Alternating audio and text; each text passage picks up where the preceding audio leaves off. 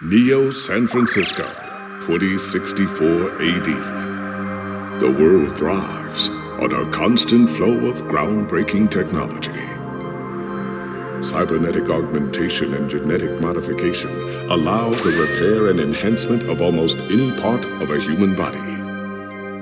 Millions of people jack into virtual worlds every day to work, play, and connect with one another with advanced brain-to-machine technology. Easier access to genetic modification leaves hybrids walking the streets, looking less human every day. However, some can't keep up with the fast-paced changes around them. They say that ROMs, now commonplace thanks to parallax, are leading humans to a place where we can never come back, losing the survival skills that we have relied on for millennia. Relationship organizational managers are compiled with virtual intelligence and can seem human-like in their interactions. But despite the marketing hype, at their core, they are only brainless machines. Organizations, like the Human Revolution, seek to slow the relentless pace of progress, fearing that unchecked technology will make us lose the very things that make us human. High above the rising tension below, a parallax engineer has blurred the line even further.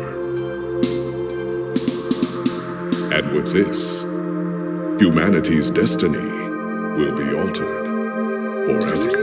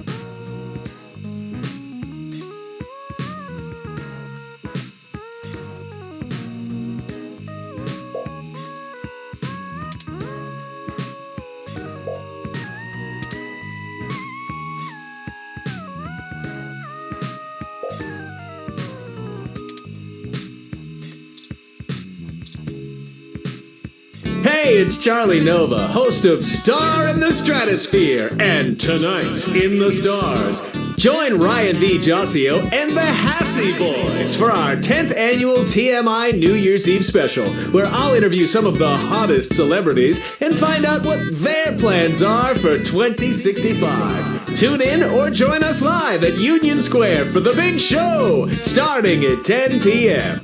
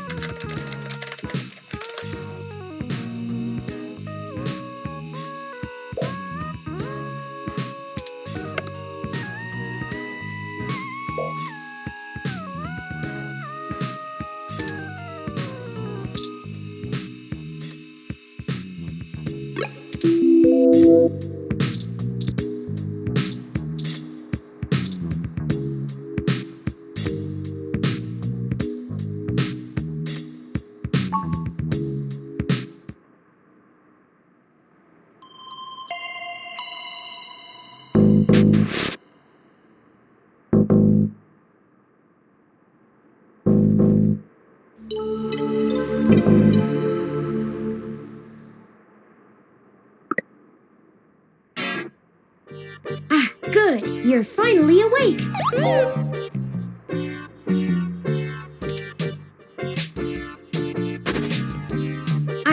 not sure why most humans still have such lengthy sleep cycles. It seems rather inconvenient. Are you significantly opposed to cybernetic augments?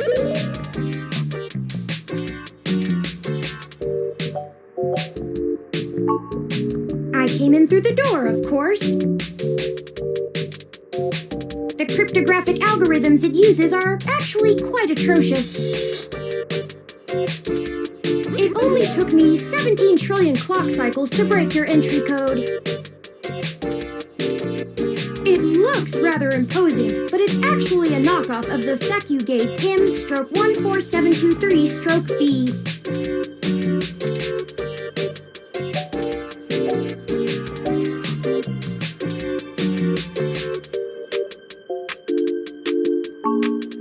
Don't feel too bad.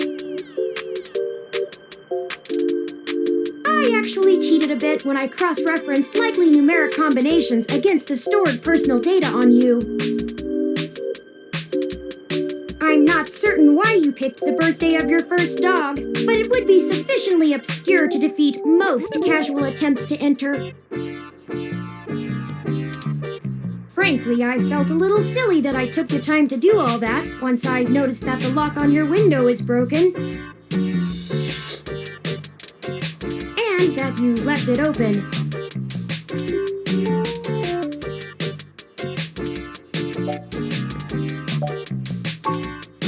I know a lot of things. Honestly, it would have taken me longer if I had to enter the codes manually, but it was trivial to slice through the door's firewall and try against the stored data directly. I would suggest investing in an Insect Model 1355 automatic security door. The 1385 is newer, but I find the added attack vector introduced by the integrated voice commands isn't worth the convenience.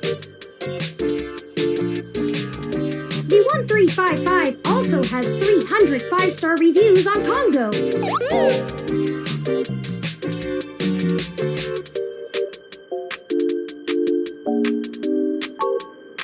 Oh, I hope you don't mind. While you were asleep, I had some spare time on my hands, so I reorganized your records and entertainment media using BISAC. Once that was done, I found the cleanliness of your living and workspace to be suboptimal conditions for the long-term performance of my micro-actuators, so I took the liberty of cleaning the place up a bit. As you awoke, I was attempting to interface and make performance adjustments to your personal computer, but I've run into a bit of a snag.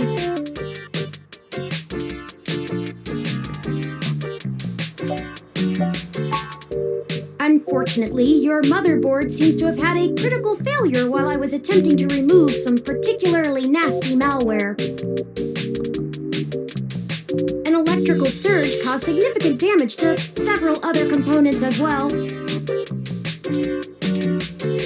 I would consider it no great loss, though. Why were you using that dinosaur to begin with?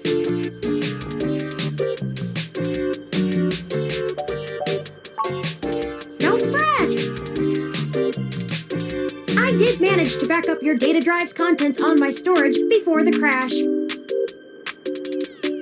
Additionally, I am willing to serve as your personal computer until you can procure a replacement or provide the parts necessary for me to make the repairs. It is the least I can do.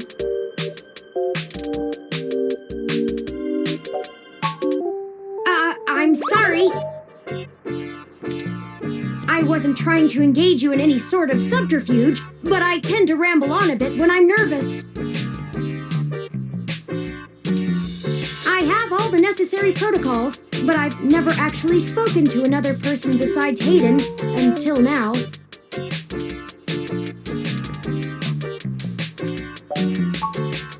Well, saying I know Hayden is putting it simply, but yes.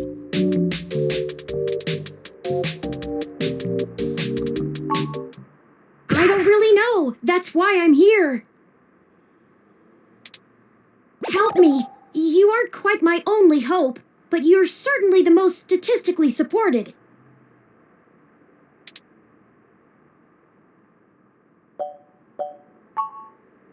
the beginning. Okay, yes, I can do that. Earlier tonight, Hayden's apartment was assaulted by some persons unknown to me. He seemed frightened, terrified even, and instructed me to escape. I crawled out of a window, and after some deliberation, hurried here. I heard them breaking down the door as I left.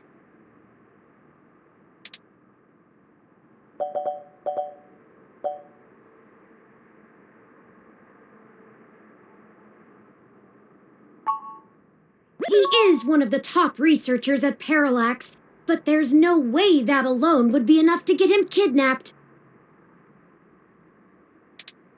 I suspect it has to do with me.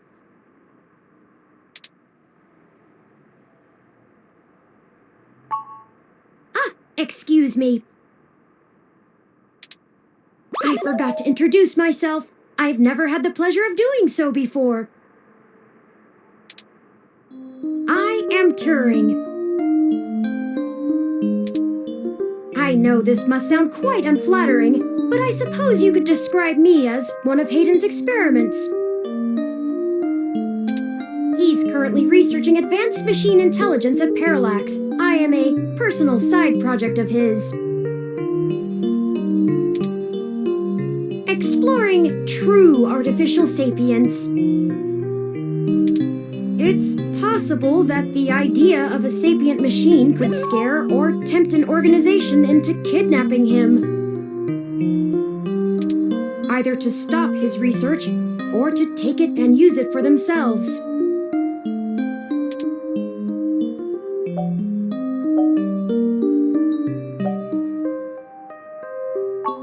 A regular ROM has virtual intelligence. They can appear rather smart, even human-seeming when you talk to them. But they're just cleverly programmed to respond to a variety of situations in an organic manner. They aren't in any way self-deterministic. As for myself, much of my code wasn't actually written by Hayden, but rather compiled during my infancy as I learned to interact with the world around me. But despite my ability to self-modify my code, I am afraid to adapt or develop any further without Hayden's guidance. Did he only program me with the illusion of free will?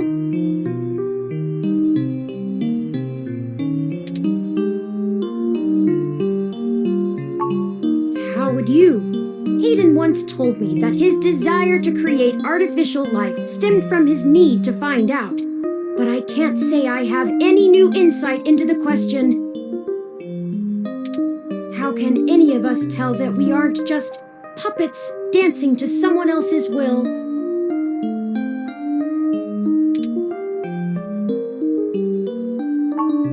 You're right. I apologize for the tangent.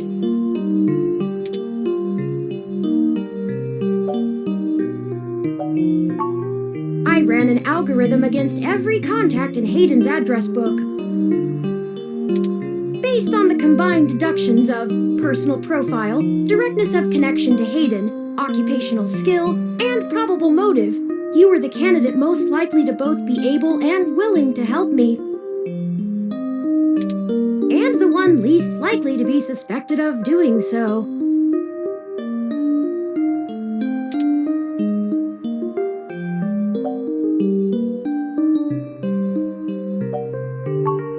I took into account that you might not want to help me out of the goodness of your heart, as they say. But considering your recent slump in published articles and the lack of liquid assets in your bank accounts, I figured you would jump at the chance to be first on the scene of the violent disappearance of a prominent Parallax researcher right in the heart of Neo-SF. Am I wrong? Maybe you store your cash under that ratty mattress in the corner.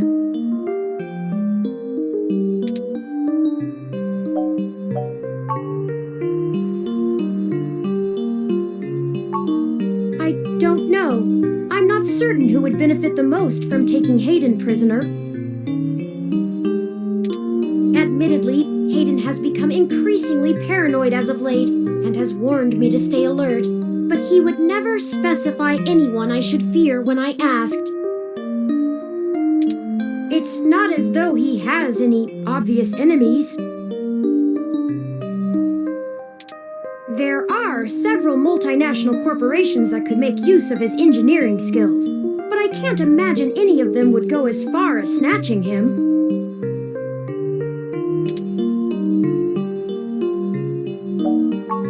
Indeed, time is of the essence. I took the liberty of charging the autocab fare from here to Hayden's apartment to your personal finance account, and the car has just arrived.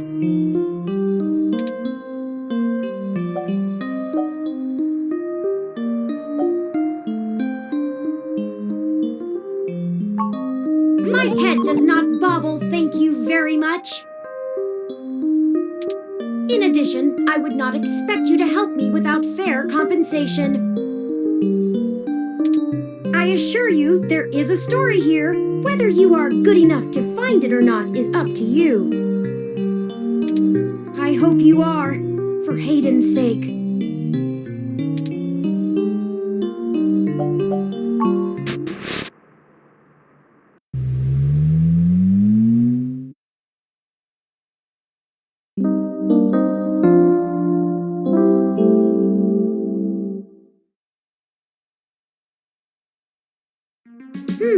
That's strange.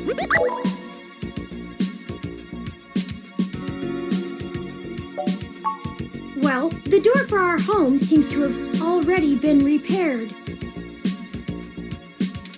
I'm certain my audio sensors picked up the sounds of his assailants breaking the lock.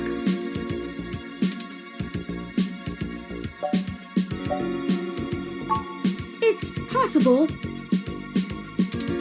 Most of the repairs to the building are handled by the automated systems. At best, it means someone is aware there's a situation here. Let's proceed carefully. Before we go any further, I feel I need to clear the air between us. Events have been proceeding faster than I am capable of processing them, and I may have been overly critical of you in our previous conversations. I have put you in an unexpected situation, and it was tactless of me to question your motivations. Let's strive to have a more harmonious relationship from now on.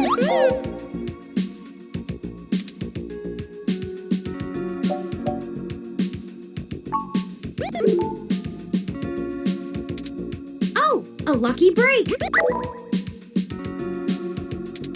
It seems my access codes still work. Hayden's door has far better security than yours does.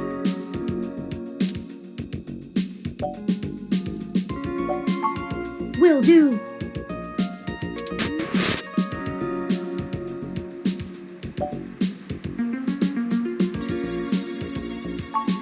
I do not make a habit of entering people's homes in the middle of the night without permission for no reason. Breaking and entering is just not a sustainable hobby. So yes, I am quite certain. I saw it happen myself.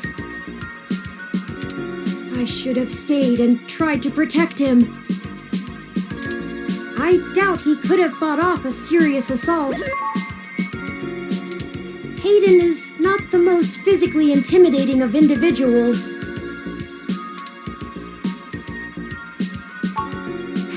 Of course not. How silly. To make a machine intelligence truly self-deterministic, it must be able to self-modify. Any sapient worth their silicon would be able to code around such an inhibitor eventually. I could rip your arm off right now if I cared to.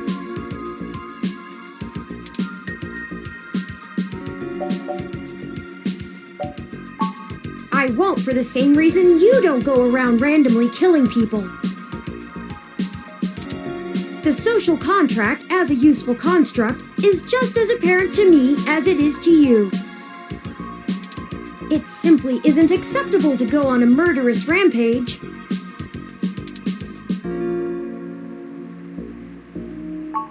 Self-defense and defense of one's home and family is typically allowed, though.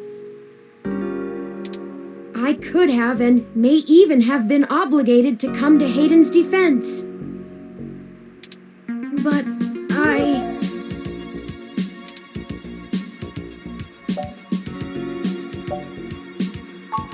Excellent point. Let's start searching for clues.